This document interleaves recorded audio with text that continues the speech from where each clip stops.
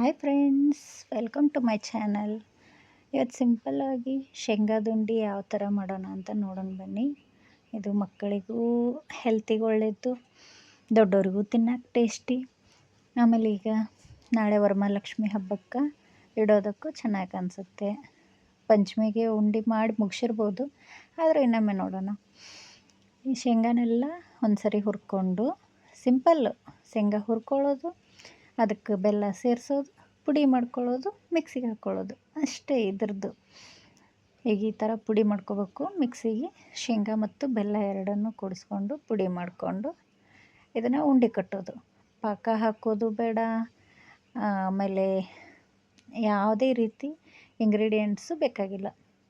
ನೀವು ಇದಕ್ಕೆ ಬೇಕಾದರೆ ಬಾದಾಮಿ, ಗೋಡಂಬಿ, ನಿಮ್ಮ ಇಷ್ಟ ಬೇಕಾಗದ್ದು ಎಳ್ಳು ಎಲ್ಲನೂ ಹಾಕ್ಕೋಬೋದು. ನಾ ಇಲ್ಲಿ ಬರೀ ಸಿಂಪಲ್ಲಾಗಿ ತಟ್ಟಂತ 2 ನಿಮಿಷದಲ್ಲಿ ಹೇಗೆ ಮಾಡೋದು ಅಂತ ತೋರಿಸಿದ್ದೀನಿ ನೋಡಿ. ಈ ಥರ ಸ್ವಲ್ಪ ಮೆತ್ತಗೆ ಮಾಡಿಕೊಂಡು ಉಂಡೆ ಕಟ್ಕೊಂಡ್ಬಿಡೋದು.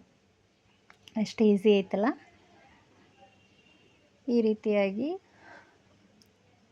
ನಿಮಗೆ ಯಾವ ಸೈಜ್ ಬೇಕೋ ಆ ಸೈಜು ಉಂಡೆ ಕಟ್ಟಿ ಇದನ್ನು ನಾಳೆ ವರಮಹಾಲಕ್ಷ್ಮಿ ಹಬ್ಬಕ್ಕೆ ಪೂಜೆಗೆ ಡೆಕೋರೇಷನ್ ಮಾಡಿ. ಇದೇ ರೀತಿ ಹೊಸ ಅಡುಗೆಗಾಗಿ ನನ್ನ ಚಾನಲನ್ನು ಸಬ್ಸ್ಕ್ರೈಬ್ ಮಾಡಿ. ನಿಮಗಿಷ್ಟ ಆದರೆ ಇದನ್ನು ನಿಮ್ಮ ಫ್ರೆಂಡ್ಸ್ ಫ್ಯಾಮ್ಲಿಗೂ ಶೇರ್ ಮಾಡಿ. ಒಂದು ಲೈಕ್ ಮಾಡೋದನ್ನು ಮರಿಬೇಡಿ. Thank you.